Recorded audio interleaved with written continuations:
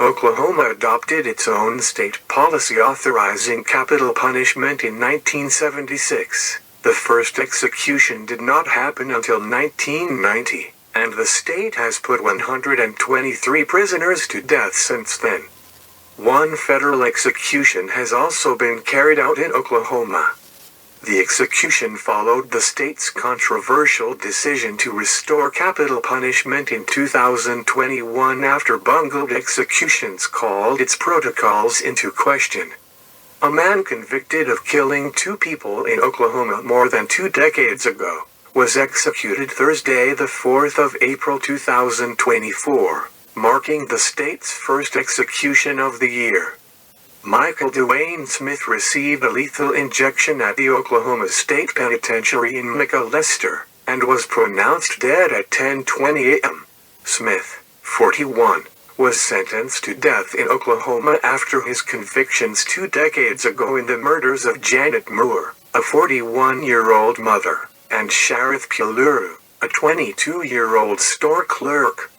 The shootings that killed them were carried out separately on February 22, 2002, while Smith was already on the run in the wake of a prior killing. Michael Dewayne Smith, known more commonly by the moniker HK or Hoover Killer, is a proud member of the Oak Grove Posse.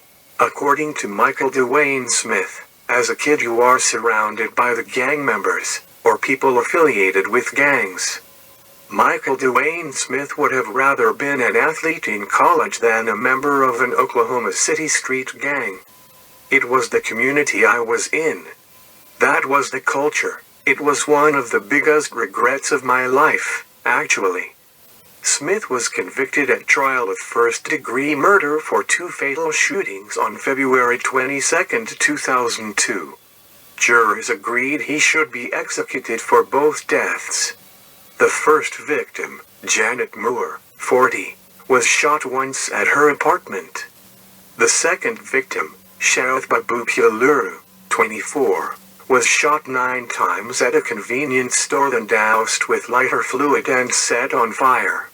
Neither was Smith's original target, according to testimony at the 2003 trial. Smith was 19 years when he committed the crimes, and he was high on PCP, and hiding from the police, who had a warrant for his arrest on a 2001 murder case. In the first shooting, Smith actually was looking for Moore's son, Philip Zachary, because he mistakenly thought Zachary was a police informant, prosecutors said.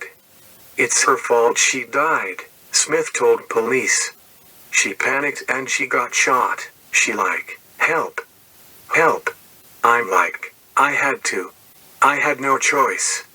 Smith next went to the Food Mart to shoot a worker over comments to the newspaper about a robbery at another food mart next door, prosecutors said. He instead killed Pulluru, who was filling in at the store for a friend.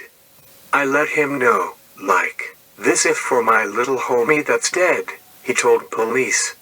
The shootings in 2002 came days before a trial for 2 other gang members involved in the robbery was set to begin.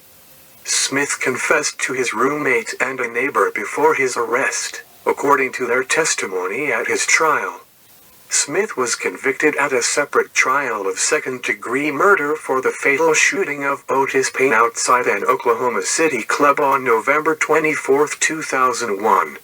He had admitted to police that he handed the gun to the shooter, David Burns. He was sentenced to life in prison for that crime. Michael Dewayne Smith was convicted of 2 slayings in Oklahoma City. An Oklahoma County District Court jury of 9 women and 3 men took 5.5 hours outside Judge Twyla Mason Gray's courtroom to decide. Then the 22-year-old defendant was expressionless as the bailiff read the verdicts aloud. Guilty of first-degree burglary with a recommended sentence of 20 years in prison. Guilty of first-degree murder in the February 22, 2002, deaths of Janet Moore, 40, and Sharath Pulluru, 24. Guilty of robbery with a firearm with a recommended sentence of 30 years.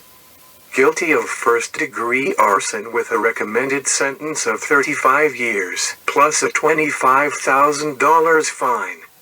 Prosecutors seek the death penalty on the two murder convictions. During his argument, defense attorney Dewayne Woodyard said Smith was under the influence of the drug PCP and could not be held responsible for the killings if he even committed them. The drugs, he said, explained why Smith confessed to police on the videotape. Smith tried to appeal his sentence multiple times throughout most of his imprisonment, records show. Among other arguments made in his defense, Smith and his legal team have insisted that he is not responsible for either of the murders for which he was convicted, despite his previous confession to both crimes. They pushed for clemency on the grounds of an apparent former substance abuse problem and intellectual disability, since a U.S. Supreme Court decision on the latter would prevent Oklahoma from executing him. None of Smith's appeals were successful in court. Ahead of a hearing in March that sealed Smith's fate, Oklahoma Attorney General Gentiner Drummond put out a formal request to the state's Pardon and Parole Board, asking them to deny his plea for clemency. Michael Smith's outrageous claims of innocence have been repeatedly rejected in court, Drummond said in his statement. He is a ruthless killer who has confessed to his crimes on multiple occasions. There is no doubt in my mind that his request for clemency should be denied. Drummond alleged that evidence found at the scenes of both murders corroborated Smith's confession. He also dismissed the inmate's plea for lenience based on a supposed intellectual disability, and noted that Smith's IQ scores rendered that claim statutorily ineligible. The parole board ultimately denied Smith's clemency petition in a 4-1 vote, and his execution was scheduled to move forward. On April 4, 2024, Michael Dewayne Smith was executed for 2002 murders in Oklahoma City. Smith was pronounced dead at 10:20 a.m. at the Oklahoma State Penitentiary after a lethal injection.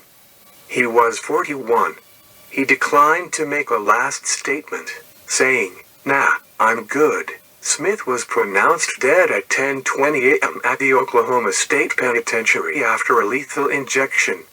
After the first of 3 lethal drugs, midazolam, was administered, Smith appeared to shake briefly and attempt to lift his head from the gurney before relaxing. He then took several short, audible breaths that sounded like snores or gasps. A masked doctor entered the execution chamber at 10:14 a.m. and shook Smith several times before declaring him unconscious. Smith appeared to stop breathing about a minute later.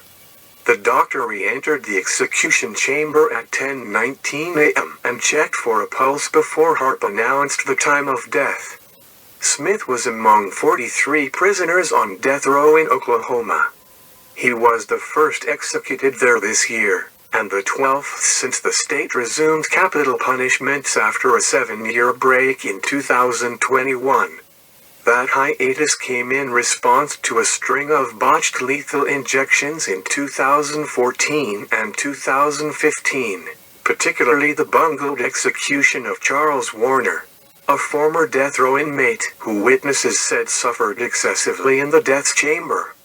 It was later discovered that Oklahoma had used an incorrect and unauthorized drug in the lethal injection cocktail used for Warner's execution. Oklahoma agreed to pause executions as investigations into what went wrong got underway. But the state went on to resume an execution schedule in late 2021, months before a federal trial was set to examine its lethal injection protocol. Thank you for watching Death Row.